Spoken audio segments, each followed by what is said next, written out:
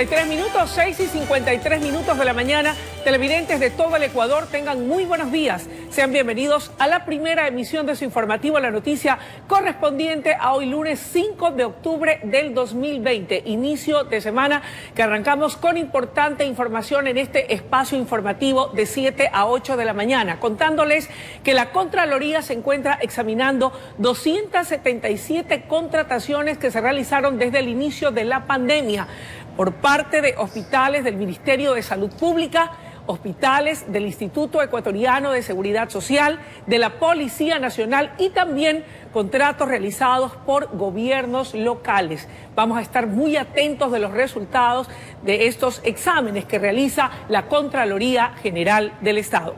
Y como cada mañana, saludo en este espacio informativo a Mayra Montaño y a José Luis Arévalo. Compañeros, siempre es un gusto compartir con ustedes. Así es, mi querida Luisa, sea bienvenida a este espacio noticioso, pues, que obviamente la comunidad está presto y está pues bien despierto a esta hora de la mañana.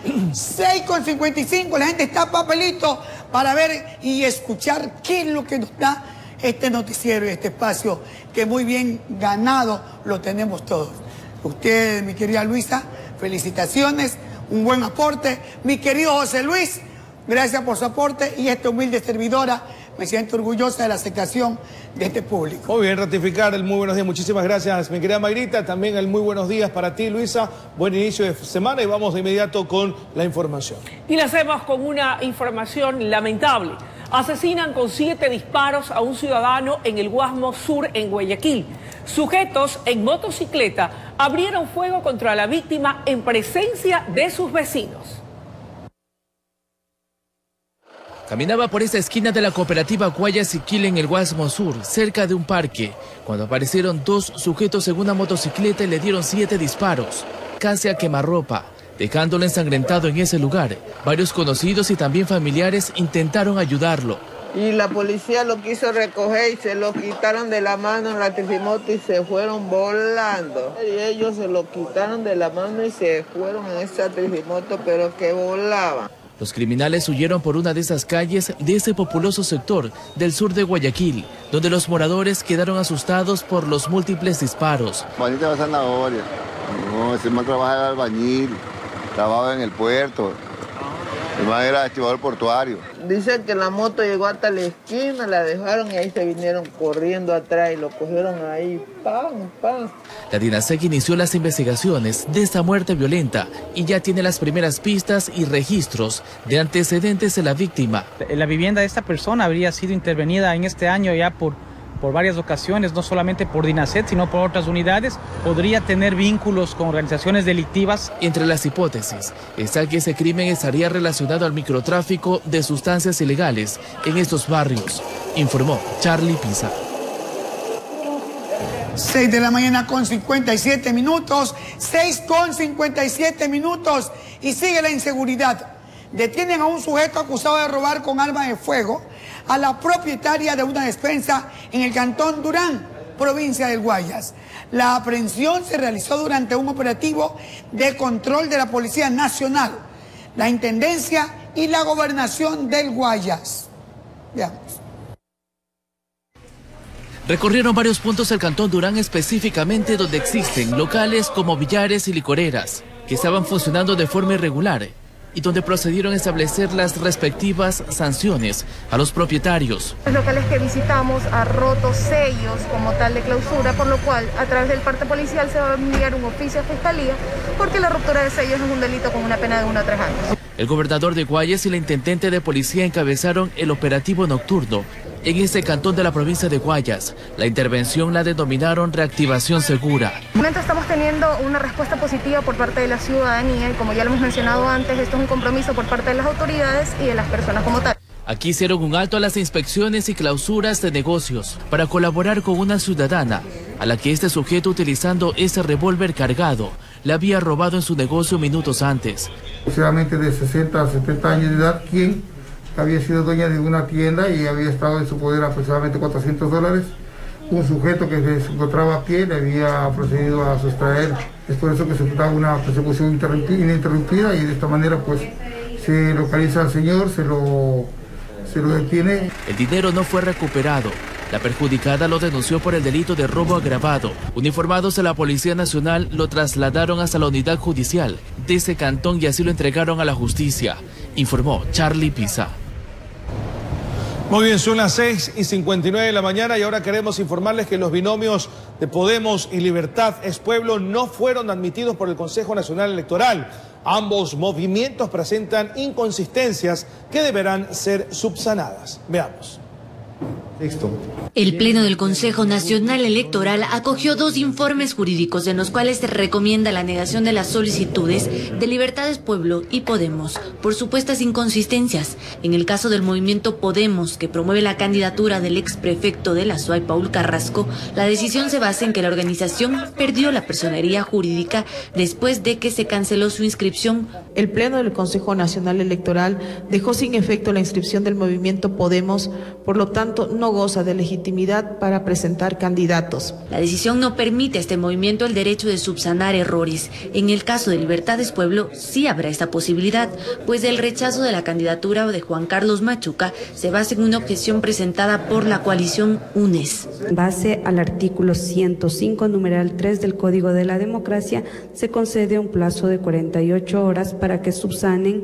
Sin embargo, este movimiento también fue observado en octubre de 2019 por Contraloría por presuntas irregularidades en la calificación de sus firmas y su inscripción también fue cancelada. El 16 de septiembre de 2020 dejó de tener personería jurídica y en consecuencia carece de derechos para inscribir candidaturas.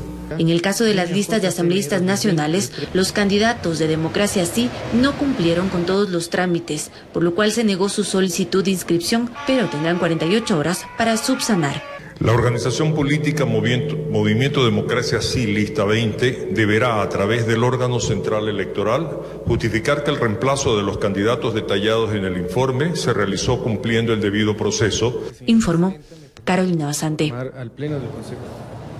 Y salimos del país por un momento para ir hasta los Estados Unidos, donde su presidente Donald Trump mejora en su salud luego de ser diagnosticado con COVID-19. Sus médicos aseguran que muestra un cuadro favorable. El mandatario estadounidense publicó un video desde el interior del sanatorio y salió a saludar a sus simpatizantes. El fin de semana salió solo por unos minutos del hospital, llevaba puesta una mascarilla y en un convoy de vehículos oficiales hizo un breve recorrido y saludó a sus seguidores que se encontraban expresándole apoyo en el exterior del hospital militar Walter Reed. El presidente de Estados Unidos, Donald Trump, que fue diagnosticado de coronavirus junto a su esposa la semana anterior, agradeció a los médicos vía Twitter y publicó un video en el que resalta: "Cuando llegué aquí no me sentía muy bien, pero ahora me encuentro mucho mejor. Soy un milagro de Dios. Solo les quiero decir que estoy empezando a sentirme bien. Veremos qué ocurre en los siguientes días. Van a ser los momentos cruciales. Veremos qué ocurre". Los profesionales de la salud que están al tanto del cuadro clínico del presidente no dieron muchos detalles, pero sí se refirieron de este tema ante los medios de comunicación. De momento, el equipo y yo estamos extremadamente contentos con el progreso que ha tenido el presidente. El jueves tuvo una tos ligera y congestión nasal y estaba fatigado. Todo esto ahora se está resolviendo y va mejorando.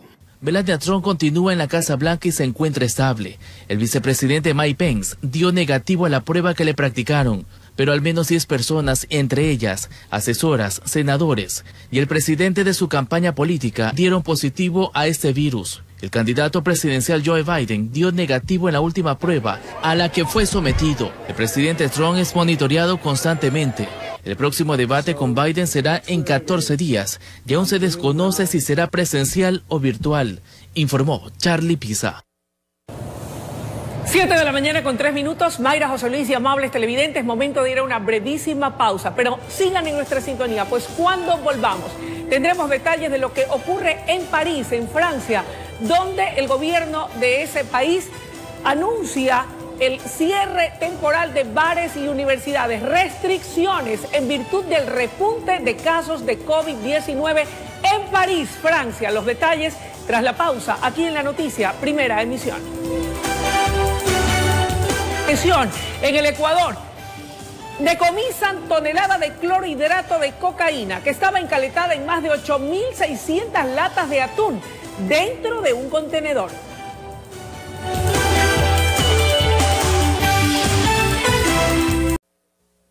Agenda cultural por el Bicentenario de Independencia. El Festival Gastronómico y Arte comenzará con la Semana del Marisco en el Mercado del Río desde el jueves 1 al domingo 11 de octubre. ¿Qué tienes? 7 de la mañana con 9 minutos. Tenemos exactamente las 7 de la mañana con 9 minutos. Como les prometimos, la información se genera de esta manera. Mucha atención. Una tonelada de clorhidrato de cocaína fue decomisada por la policía cuando era trasladada desde Manta al puerto de Guayaquil, encaletada en más de 8.600 latas de atún. La carga iba en un contenedor que habría sido contaminado por organizaciones narcodelictivas. Una persona fue detenida. Ocultan 8.688 latas de atún hacia una organización narcodelictiva encaletó una tonelada de clorhidrato de cocaína que tenía como destino final Europa. La droga iba en un container que fue interceptado en la vía Montecristi La Pila en la provincia de Manabí. Han adulterado las cajas de cartón, la lata de atún, la etiqueta de la empresa y también obviamente el contenido, es decir, van selladas. La carga iba al puerto de Guayaquil y según la policía fueron 181 cajas contaminadas. Una especie de una pastilla sólida, el peso de esta sustancia, como le digo, es de 115 gramos. Está en una funda plástica. Tiene mínima cantidad de aceite. Inicialmente, los 3 tráilers que salieron cargados de una fábrica ubicada en el kilómetro 8 de la vía Montecristi Manta fueron revisados en la unidad antinarcóticos del puerto de Manta, donde se comprobó que solo uno estaba contaminado. 10 millones de dosis con un valor en Europa de 70 millones, en el Ecuador de $2.200.000 y en México y Estados Unidos de 52 millones en el mercado ilegal. Como evidencia, un vehículo tipo cabezal tráiler y 4 terminales móviles. Un aprehendido de nombre es José Eduardo A., ecuatoriano que no registra antecedentes. Con este decomiso son más de 10 toneladas de droga incautadas en Manabí en lo que va del año. De esta cifra, un poco más del 50% fueron localizadas en la zona limítrofe entre Montecristi y Pijapa. Estamos interviniendo con todas las unidades del eje preventivo, investigativo e inteligencia en los sectores en los que han sido repetitivos los casos. Con cámaras, Eduardo García desde la provincia de Manabí, informó Wendy Delgado. Muy bien, y ahora queremos informarles que más de 200 metros de mallas que habían sido instaladas encima de los muros Jersey en la vía perimetral fueron sustraídas en los últimos días. Así lo pudo confirmar un equipo de este informativo que hizo un recorrido cerca de un centro comercial de El Fortín y de uno de los pasos peatonales a la altura del destacamento del GOE. Estas estructuras metálicas han sido cortadas y otras le sacaron hasta los pernos. Las mallas o rejas servían para evitar que los ciudadanos crucen la peligrosa vía arriesgando sus vidas. Y cambiamos de tema, amables televidentes, para contarles que el movimiento político Unidad Popular inscribió a sus candidatos provinciales para la Asamblea Nacional. Sus principales dirigentes acudieron hasta la delegación electoral del Guayas con sus coidearios. Para ellos no hubo temor a las sanciones por formar aglomeraciones y luego de caminar por una de las calles principales del centro de Guayaquil, llegaron a la delegación electoral del Guayas para inscribir a cada uno de sus candidatos a la Asamblea Nacional por la provincia para los próximos comicios. Se trataba de la lista 2, Unidad Popular. Vamos a devolverle a los jóvenes el derecho a la universidad. Libre ingreso a las universidades, vamos a reactivar el aparato productivo. Llevaron la respectiva documentación y ya en el Salón de la Democracia participaron en la sesión que se instaló la mañana de este sábado. Resta decir que están siempre bienvenidos a esta, la Casa de la Democracia, y por ende cada uno de ustedes tienen el mismo derecho en opinión, en votación. Su director nacional, Giovanni Ateriguana, manifestó que de parte de sus simpatizantes, coidearios y quienes estarán en la papeleta, no tienen un pasado oscuro. Vamos a ir a combatir los corruptos, porque aquí no tenemos tenemos rabo de paja. Vamos a recuperar lo robado. Durante esta semana continuarán llegando otros movimientos y partidos políticos a inscribir a sus aspirantes al Poder Legislativo. La agenda de participación de los próximos días ya está lista, informó Charlie Pisa. 7 de la mañana con 14 minutos, 7 con 14 minutos y nos vamos a un corto comercial, pero antes entérese quiénes, qué hicieron. Pero bueno, le decimos un pedacito. $7.000 marcharon casi de la mano de una empresa que estaba pagándole a sus servidores. Al volver la delincuencia, contraataca, señoras y señores, la violencia, la inseguridad.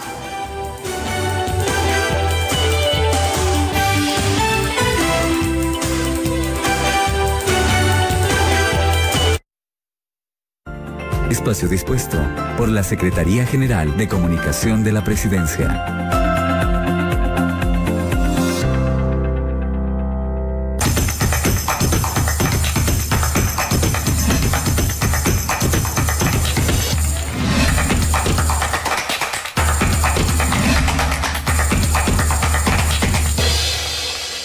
Compatriotas, el día en que asumí la presidencia, hace ya 40 meses, dije que mi objetivo sería dejar un mejor país del que recibí, y en ello hemos trabajado todos los días. No ha sido nuestra voluntad retrasar el pago a proveedores o a las instituciones que reciben recursos del Estado. No, señores. Ustedes saben que recibimos del país sin fondos para atender contingencias, sin ahorros, sin un centavo para enfrentar una situación inesperada, adversa en todo sentido. Lo que teníamos era una fuerte crisis económica y fiscal, un escenario de corrupción que ahora estamos develando, y a ello se sumó el embate de esta pandemia.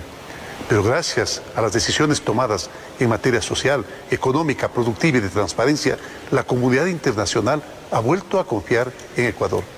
Este, queridos ecuatorianos, es el primer día de la nueva era, la era de la reactivación.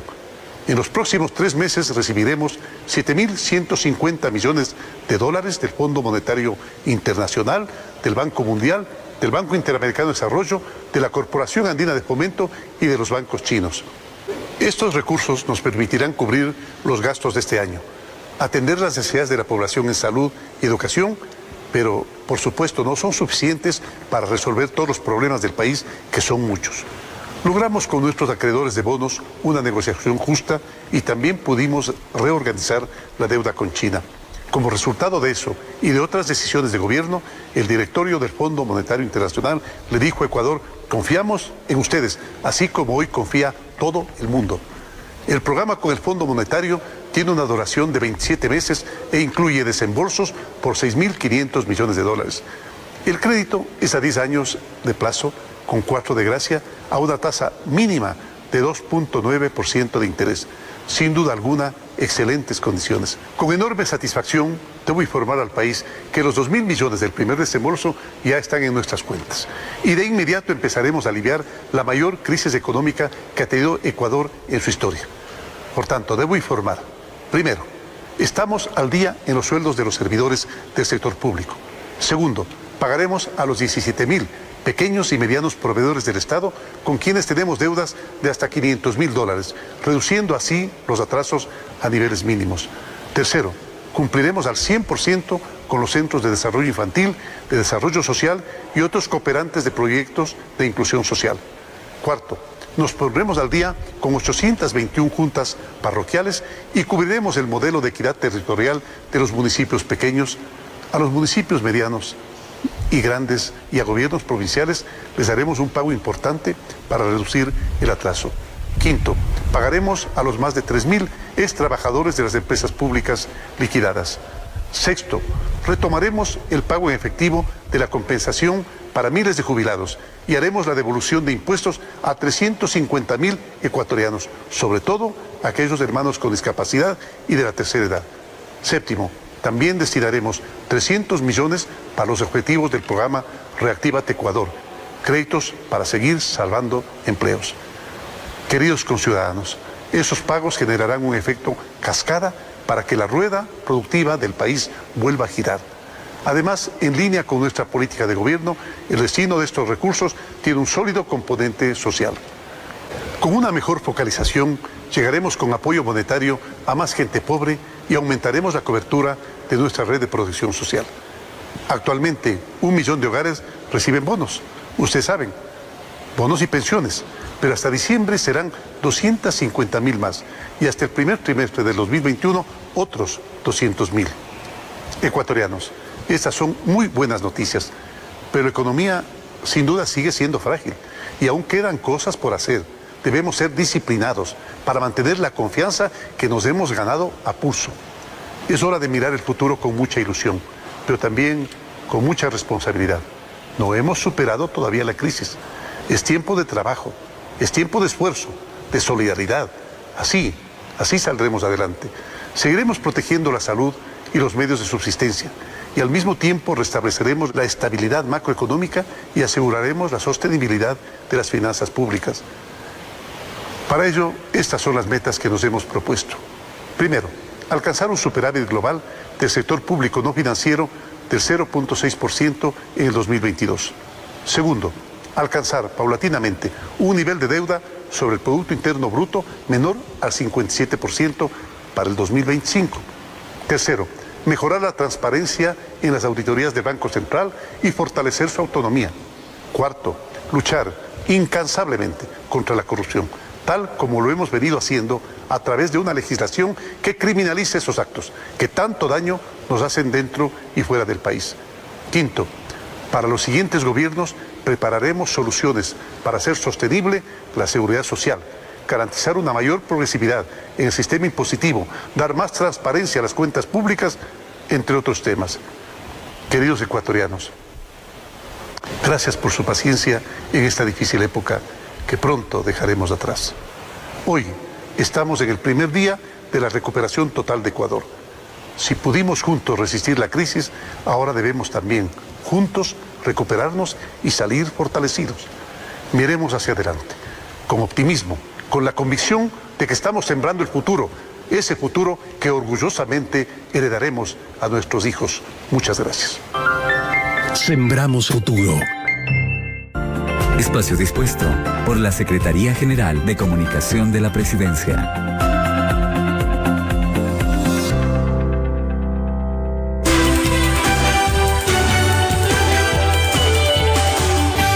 Muy bien, estamos de vuelta con más información aquí en la noticia primera emisión. Atentos, el municipio de Guayaquil ejecutó un simulacro de 8 horas ante una posible amenaza de ingreso de manifestantes a la ciudad, como octubre del año 2019. En este ejercicio participaron más de 500 personas y se desplegaron en los ingresos de la urbe porteña, mercados y otros puntos considerados vulnerables. Veamos. El simulacro en esa ocasión no fue para medir la capacidad de reacción ante un terremoto o tsunami. El municipio de Guayaquil ejecutó un ejercicio con todas sus direcciones, además de ATM y la Corporación para la Seguridad Ciudadana, para saber cómo están preparados en caso de presentarse una situación como en octubre del año anterior, cuando se reportaba que miles de personas trataban de llegar a Guayaquil para organizar una gran marcha. A puntos que podrían perjudicar, si son atacados, a la ciudadanía. Ejemplo, la comida, la toma de agua potable, las entradas y salidas de la ciudad de Guayaquil. Es una especie de cierre para medir nuestra capacidad de respuesta ante la posibilidad de alguna intervención nefasta para la ciudad. Aparte de los puntos mencionados por la alcaldesa, que serían protegidos con 106 camionetas y 86 volquetas de la Prefectura y Obras Públicas del Cabildo, otro lugar al que acudirán es el Palacio Municipal. Tenemos alrededor del entorno del Palacio Municipal y la Gobernación, instalada tanto del lado de Malecón como del lado de Pichincha. Han hecho un anillo de seguridad para proteger la instalación que es el Palacio Municipal. Bueno, yo no tengo una bola de cristal para saber si así va a ser o no, pero es mejor estar preparados. No estuvimos preparados con el COVID cuando veíamos que en otras partes del mundo la gente caía en las calles. Pensamos que eso nunca iba a llegar acá. El año pasado tampoco. Sin embargo, Guayaquil no fue tomada. En esta simulación participaron 652 personas, entre funcionarios municipales, también del Cuerpo de Bomberos y entre otras instituciones. Anunciaron que habrá otra, pero con la Policía Nacional. Son una serie de dispositivos que se establecen para poder contrarrestar cualquier problema de esta naturaleza. Informó Charlie Pisa. 7 de la mañana con 24 minutos. 4 sujetos robaron $7.000 en una compañía de limpieza en el sur de Guayaquil. 2 de los delincuentes fueron capturados por los perjudicados, quienes los agredieron. Una de estas acciones fue captada por un video aficionado. Es el momento en que uno de los delincuentes es capturado por los perjudicados y el populacho. Le dan con puños pedazos de madera y le sacan la camiseta.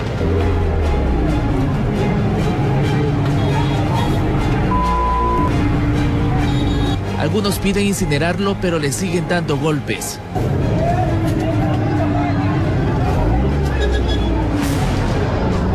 Lo siguieron varias cuadras luego de robar con otras 3 personas en ese local de una empresa de limpieza. Los sorprendieron cuando estaban listos para que 20 empleados reciban el pago de fin de mes. Al fondo, este es un asalto. ¿Todos armados, los 4? Todos armados. Aparte los teléfonos, nos requisaban.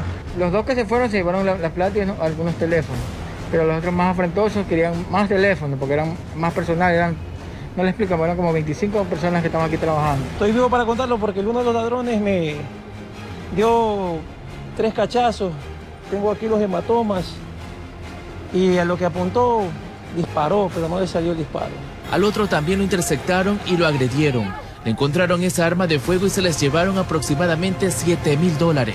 El actual policial del grupo motorizado del circuito Venezuela, Cristian Tepara, logra neutralizar a dicho ciudadano, encontrándole en su poder una mochila tipo canguro. En su interior contenía 4 teléfonos celulares y $50 en efectivos. Hasta los zapatos, me sacó los zapatos, hasta se me prendió los testículos, apretarme los que tenía el dinero ahí. Pero como no podía sacarme, después me lo sacó del lado derecho el dinero. Ocurrió en el sector de las calles San Martín y Gallegos Lara, en el sur de Guayaquil, donde se muestran indignados al no tener en sus bolsillos el respectivo sueldo. 2 de los antisociales habían estado por aquí pidiendo trabajo días atrás. Dije con una carpeta y en la carpeta lo único que me trajo fue un sobre con hojas en blanco. Dije, pero que no tenía ningún currículo. No, me dice, pero... Digo, no tiene ningún currículo. Digo, traiga el currículo nomás. La policía investiga la identidad de los otros ladrones. Están tras la pista de aquellos antisociales que dejaron a estos ciudadanos sin dinero para sus familias, informó Charlie Pisa. ¡Qué barbaridad! ¡Qué inseguridad! 7 de la mañana con 26 minutos, 7 con 26 minutos. Y de otras noticias les contamos y les digo que gallina de casa no corre lejos. Atención, en Los Ríos fue capturado uno de los más buscados a nivel nacional. El sujeto pasó a integrar esta lista por ser el presunto autor de un femicidio ocurrido en esta provincia en el año 2017. Y ¡wow!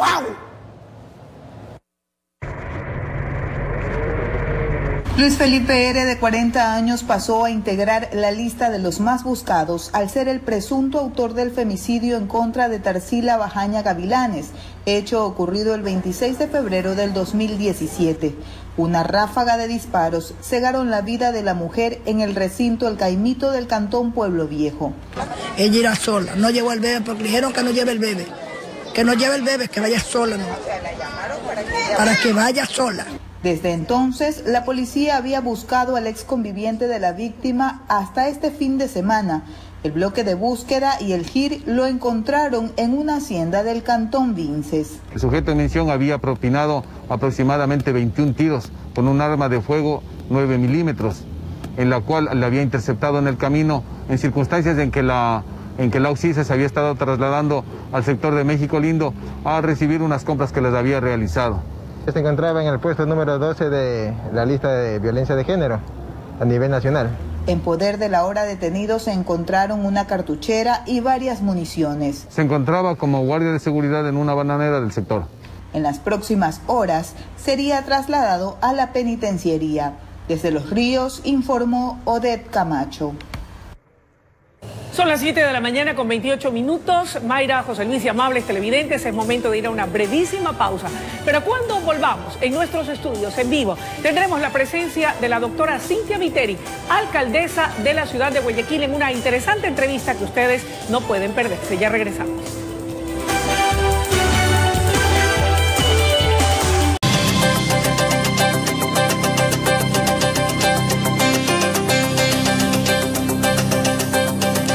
De la mañana con 34 minutos, amables televidentes, a pocos días del punto culminante de la celebración del bicentenario de Guayaquil, saludamos en nuestro set la presencia de la alcaldesa de la ciudad, doctora Cynthia Viteri. Qué gusto que nos acompañe, Cynthia, buenos días y bienvenida. Buenos días, un abrazo a ti, Luisa, y a todos los que nos están escuchando el día de hoy. ¿Qué significado tiene para Cynthia Viteri como la primera autoridad de la ciudad y de los guayaquileños a los que representa como alcaldesa el llegar a los 200 años de celebración de la ciudad huancavilca?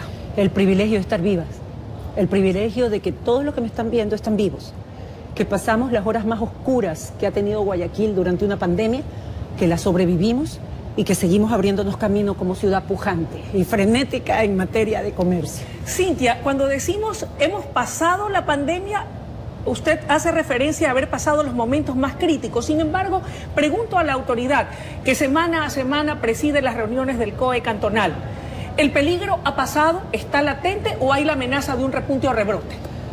A ver, el peligro no ha pasado, terminó el estado de excepción, pero el estado de pandemia o los contagios continúan. Guayaquil ha tenido un buen desempeño y por eso un abrazo a todos los guayaquileños. Pero aún tenemos una tasa de contagio mínima comparada con cualquier ciudad del país. Nuestra tasa de contagio ahora es de 1,02% por cada 10.000 habitantes de casos comprobados con PCR. 1,02%. Y llevamos 105 días con 0 muertes, por encima del promedio habitual que tiene Guayaquil desde el 10 de mayo.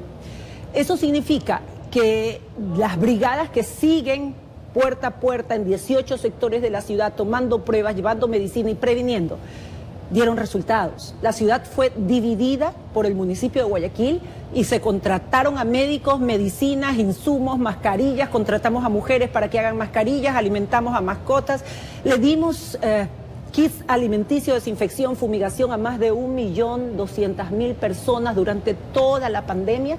Es un trabajo, como tú dices, o sea, no para y no va a parar porque no tenemos la meta, la línea de meta aún frente a nuestras narices. No la tenemos. No sabemos cuándo esto va a terminar. Ahora, Cynthia, ¿cuáles son, de acuerdo a esa división que se ha hecho por parte del municipio en la ciudad de Guayaquil, las parroquias donde aún existe la incidencia o presencia del COVID más marcada, por un lado?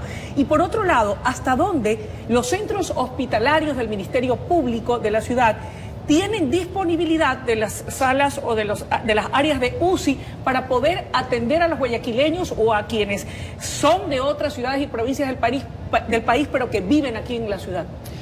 A ver, nosotros como municipio tenemos en este momento 49 puntos de salud entre hospitales del día, clínicas móviles y brigadas médicas e inclusive carpas. El gobierno, a través del Ministerio de Salud y el IES, tiene hospitales grandes donde nosotros derivamos a los casos más graves. ¿Cuál es la situación de ellos? Tienen siempre que referirse a los datos oficiales del COE cantonal. ¿Por qué? Porque en el COE tenemos la presencia del Ministerio de Salud, Seguro Social, clínicas privadas y nosotros. La cifra que te di no es una cifra del municipio, es una cifra del cantón. 1,02% casos comprobados, PCR por cada 10.000 habitantes. ¿Y por qué la tenemos? Porque recibimos todos los días la información de cada una de estas instituciones. Pero si alguien va a un hospital que antes tenía 2 salas de UCI y ahora tiene solo una, y esa una ocupada por la mitad, y de esa mitad, la mitad solamente son guayaquileños, pueden hacerse a la idea de que hay escasez de camas y no es así. Nosotros recibimos los datos a diarios, tanto del Ministerio como del Seguro Social. Me queda claro, entonces el mensaje es no bajar la guardia, no podemos pensar que ya el peligro ha pasado.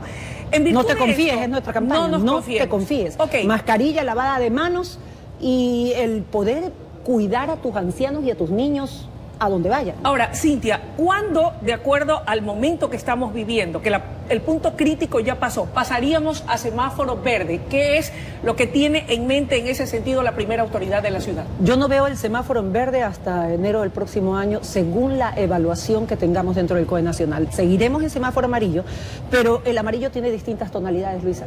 Amarillo intenso, amarillo más pálido, y eso le define el comportamiento de cada guayaquileño. ¿Y cómo estamos hoy, situación. a la fecha? En un amarillo pálido, ¿por qué?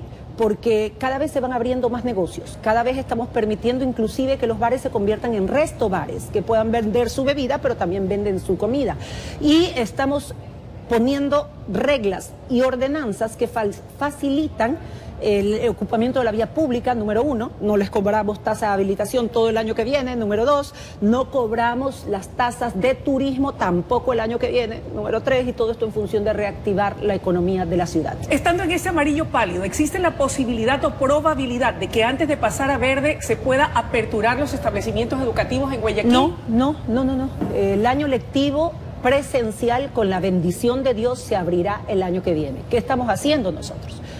En Monte Sinaí viven los niños más pobres entre los pobres, no tienen aparatos tecnológicos para poder estudiar, y sobre todo las niñas las están dedicando a lavar, a planchar, a barrer, a hacer las cosas del hogar, y corren muchísimo riesgo de no volver a entrar a las escuelas o colegios. Es decir, que haya diserciones escolares. Exactamente. Entonces nosotros hemos contratado 300 maestros que a partir de este mes irán a territorio, a Monte Sinaí, a ayudar a pasar del año lectivo a 6.000 niños de educación básica que no tienen ni el aparato tecnológico ni la cercanía a un punto de internet. Enhorabuena. Cintia, usted anunciaba con beneplácito, y lo hizo público a través de los medios de comunicación y de sus redes sociales, de la acción constitucional que había sido concedida por un juez, en el que daba de plazo 72 horas al Ministerio de Finanzas para que efectúe la devolución del IVA. ¿Ya lo hizo? Sí. ¿De cuánto dinero estamos hablando? ¿Qué destino se le va a dar a estos recursos? A ver, nosotros planteamos una demanda el año pasado por más de 100 millones que nos debían desde el 2017. El juez nos dio la razón. Ahora hemos planteado dentro de la misma demanda una deuda adicional hasta la fecha, porque desde septiembre del año pasado a la fecha no nos han vuelto a pagar el IVA. Devolución, perdón, no es pago, es devolución. Nosotros le dimos la plata y ellos nos las tienen que regresar a través de un mecanismo un mecanismo perverso que nunca debió haberse dado. Ahora volvimos a presentar nuestro requerimiento y el juez nos volvió a conceder la razón, 30 millones de dólares. ¿Ya les han sido asignados? Esa plata ya la teníamos, o sea, cuando dicen es plata nueva, no, es plata, nuestros recursos, 30 millones se los dimos al Estado, sí, por ley, y el Estado no los tenía que devolver. ¿Ya se los ha devuelto? 72 horas a partir de la notificación, y tengo entendido que la notificación fue el día viernes. ¿Qué destino van a tener esos recursos? Como te digo, todos ya están asignados a obras. Nosotros hemos hecho 5.260 calles hasta ahora, son 526 kilómetros en vías y 595 kilómetros en aceras y bordillos. Son distancias, la una como para ir de aquí a Ibarra y la otra como para ir 57 veces la autopista Narcisa de Jesús. Todos esos recursos están incluidos en nuestro presupuesto desde el principio. Ahora, ¿qué obras grandes, importantes y de envergadura se van a inaugurar con motivo del bicentenario? Son 462 obras, entre obras licitadas, obras contratadas, obras adjudicadas y obras en ejecución. Dentro de esas obras tenemos la construcción de varios hospitales, el de Puná, el del Morro, el de Tenguel, tenemos el centro de desintoxicación de drogas Bastión Popular, el año que viene se construye la piscina de olas en el en el batallón del suburbio, y en Pozorja el muelle y el mercado minorista, el centro de atención para niños y adultos con discapacidad con algún tipo de discapacidad física o intelectual en la Atarazana, el Hospital Bicentenario que seguimos en la reconstrucción. ¿Qué hay de la aerovía? La aerovía se inaugura en noviembre y el puente Daule Guayaquil también en noviembre. Y estamos también ejecutando ya el proceso para hacer otro puente en la Trinitaria. ¿Qué hay del tema de la inseguridad ciudadana, Cintia? ¿Cómo usted ve o percibe, cuál es su visión del trabajo que realiza la Policía Nacional en Guayaquil? ¿Es suficiente? ¿Se está haciendo todo lo que se debe hacer para poder devolver la seguridad y la tranquilidad a quienes habitamos en el puerto principal, o falta mucho por hacer? A ver, esa es una competencia gubernamental. Sin embargo, nosotros hemos apostado por la seguridad en Guayaquil con recursos económicos, humanos y tecnológicos. Dentro de eso dimos 65 carros a la policía, y durante tiempo de respuesta de las llamadas de emergencia de una persona que es asaltada o está en peligro, o o le sucede cualquier Para evento. acometer en todas estas obras se necesitan recursos. ¿Cómo estamos en materia de rentas? ¿Está al día el gobierno nacional, el Estado ecuatoriano, a través del Ministerio de Finanzas, con las rentas que corresponden a Guayaquil? Están pagando progresivamente y a veces hasta diariamente para poder completar lo que se nos adeuda. ¿Cuánto es? Hasta ya han completado el mes de junio y están completando el mes de julio. O sea, vamos bien, vamos a la par hasta ahorita. Y el IVA que no nos los devolvían, ya el juez ordenó que nos los devuelvan. La Revolución de Octubre de 1820 marcó un hito en lo que fue luego el proceso de emancipación de la República del Ecuador. ¿Volverá, cree usted, a repetirse la historia aquí en Guayaquil, esto de cara al proceso electoral que se avecina? A ver, yo creo que un proceso tan duro como el que vivimos hace 200 años, lo volvimos a vivir en la pandemia, definitivamente. Los procesos electorales van y vienen, los gobernantes van y vienen. Las revoluciones como las de 1820 y las horas más duras que vivió Guayaquil luego de 200 años, eso no se repite. Ahora hay algo distinto. Yo creo que es momento, y eso voy a decirlo en mi discurso, de resaltar la participación de las mujeres en esa revolución de 1820. Mucho hablamos, y con toda razón, de Villamil, de Letamendi, de Antepara, de Febres Cordero, y las mujeres tuvieron un papel fundamental en la revolución, y ese día ellas abrirán el discurso por el bicentenario de Guayaquil. ¿Guayaquil por Guayaquil o Guayaquil por la patria? Siempre Guayaquil por la patria, y eso lo demostramos más que nunca ahora. Visitamos 15 provincias y 28 cantones, con médicos, medicinas, epidemiólogos, terapistas, asistentes, enfermeras, llevando vida al lugar donde más sufrían. Porque si caía alguien en algún lugar del país, algo caía también en nuestros corazones en Guayaquil. ¿Qué mensaje quiere dejar Cynthia Viteri como alcaldesa de Guayaquil a quienes nos sintonizan esta mañana? ¿Qué es lo que se juega el Ecuador entero y Guayaquil en particular en el próximo proceso electoral del 2021? Bueno, es el destino y la decisión de cada uno de nosotros. ¿Destino? ¿Por qué? Porque los problemas que hemos tenido hasta el momento de recursos afectan directamente el agua potable, el alcantarillado, la recolección de basura, los mercados, la obra pública. Eso significa que dependiendo del mandatario que vaya, no vamos a tener que estar enjuiciando, y hablo solamente de Guayaquil en este caso, poniendo demandas ante jueces constitucionales o reclamando, como lo hemos hecho durante todo este tiempo, en plena crisis económica, los recursos que no llegaban, insisto, ahora están llegando. Esa es lo importante que tenemos para decidir los destinos de una nación y de una ciudad también. Esta ciudad elige su destino, esta ciudad resiste y esta ciudad también sabe pelear. Gracias, Cynthia, por haber estado con nosotros esta mañana. Gracias a ti por la invitación y a quienes nos escucharon la mañana de hoy. Amables televidentes, ha sido la intervención y presencia en nuestros estudios de la doctora Cynthia Viteri, alcaldesa de la ciudad de Guayaquil. Es momento de ir a una breve pausa y enseguida regresamos con mucho más desde La Noticia, Primera Emisión.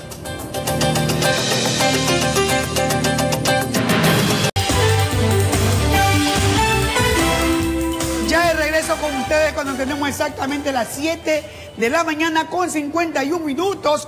Continuamos informando, así que solicito su atención para decirles que más de 38,000 personas contagiadas del nuevo coronavirus se registran en Quito. Sin embargo, el alcalde, el doctor Jorge Yunda Machado, asegura que la capital no se encuentra en una segunda ola de brote del virus. También queremos tener esa confianza, doctor. Veamos. Quito, al momento reporta 38.526 personas contagiadas de coronavirus. La cifra duplica a Guayaquil y supera de largo al resto de cantones del país. En esta vuelta a la normalidad, expertos consideran mantener ciertas normas de distanciamiento social. En ese caso, el teletrabajo es una buena alternativa. En el ámbito educativo, por ejemplo, si bien hay proyectos ya piloto para retorno a clases, todavía la teleeducación y el fortalecer la teleeducación, sobre todo en ámbitos donde no ha podido desarrollarse, también sería muy importante. A decir del alcalde Jorge Yunda, en Quito aún no se registra una segunda ola de contagios como ocurre en Europa. Quito aún no está en el rebrote, acuérdense que estamos recién en el brote. y lo hemos contenido de una manera que la tasa de mortalidad podamos seguir luchando, podamos seguir atendiendo en el sistema sanitario. Es la ciudadanía quien tiene mucha responsabilidad en esta nueva normalidad, en el cuidarse, en el protegerse. Sin embargo, lo que preocupa son las grandes aglomeraciones como las protestas, acontecimientos que han ocurrido en los últimos días en la capital. No es momento de aglomeraciones, tenemos todo el derecho para manifestarnos, para expresarnos, hay lugares, hay tecnología para hacerlo y creo que aquí hay que cuidar la vida de cada uno de nosotros, evitar absolutamente esas aglomeraciones muchas veces de alto riesgo. A puertas de que se aproxime una campaña electoral, el burgomaestre se pronunció. Ya hay ordenanzas claras en cuanto a la publicidad, en cuanto a poner propaganda en el espacio público que está totalmente prohibida.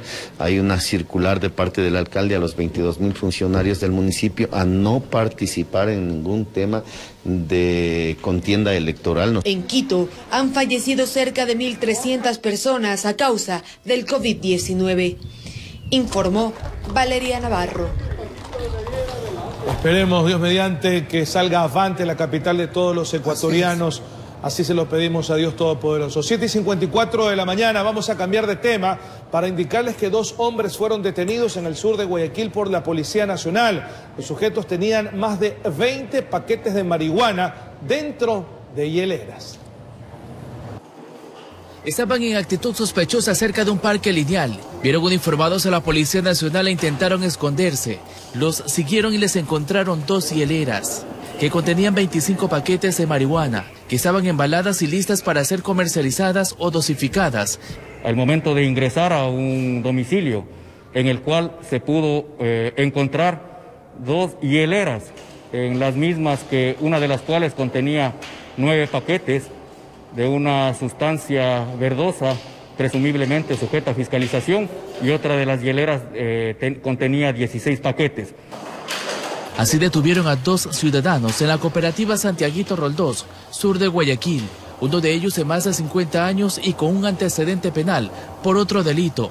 Con 61 años de edad, tiene un antecedente por tráfico ilícito de migrantes. La otra persona, hasta el momento, no hemos podido verificar si tiene antecedentes. La institución del orden retiró de esa manera del mercado ilegal miles de dosis de esta sustancia verde, de un sector donde con y sin pandemia, los microtraficantes han seguido dedicándose a esa actividad. Se han logrado aprender a 7 personas entre el día de ayer y el día de hoy.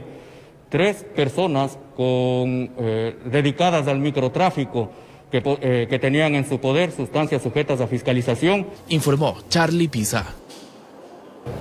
Tenemos más información para ustedes. La Dirección Nacional de Inteligencia de la Policía Nacional aprendió a un ciudadano que es requerido por la Fiscalía en un caso que investiga por supuesto tráfico de influencias en la prefectura del Guayas. Se trata del gerente general de una empresa. El hombre fue encontrado en el exterior de un local comercial en la Avenida del Bombero en Guayaquil y fue trasladado hasta el cuartel Modelo, donde quedó a cargo del juzgado de turno. En las próximas horas se conocerán más detalles sobre este caso. El ciudadano se movilizaba en un vehículo RAV4 color plateado, el mismo que al ser neutralizado proporcionó otros nombres y otro número de identificación. Pero al tener todas las actividades de obtención de información y de inteligencia realizadas, se procedió a verificar que el ciudadano se trataba del mismo que la autoridad competente requería. Tenemos exactamente las 7 de la mañana con 53 minutos y les informamos que la Dirección de Terrenos del municipio de Guayaquil entregó 400 títulos de propiedad a ciudadanos de diferentes cooperativas del noroeste y sur de la ciudad. Los beneficiarios recibieron los respectivos documentos en las instalaciones de esta institución municipal, que además informó que en lo que resta del año esperan entregar 2.000 más. Con esto las familias ya pueden considerarse propietarias del lote donde están viviendo y asimismo desde el próximo año podrán pagar los impuestos prediales. Son las 7 de la mañana con 57 minutos. Mayra, José Luis y amables televidentes, así finalizamos la noticia primera emisión. Compañeros. Gracias, mi querida Luisita. Tengo un día excelente. Yo sé que tiene muchas actividades en radio, pero recuerde que mañana la esperamos aquí. Claro que sí. Para que nos nutre con esa información política, sobre todo. Claro. La dura de la política. Así estamos. Mi querido José Luis, gracias. Usted continúa con nosotros. Claro que sí, como dice la canción, si Dios lo permite. 7:58, ya está el tío Hugo por acá haciendo relajo porque se vienen noticias en la comunidad aquí en la pantalla de RTS. Tío, ¿quién ganó? Tío, ¿qué pasó? ¿Qué pasó?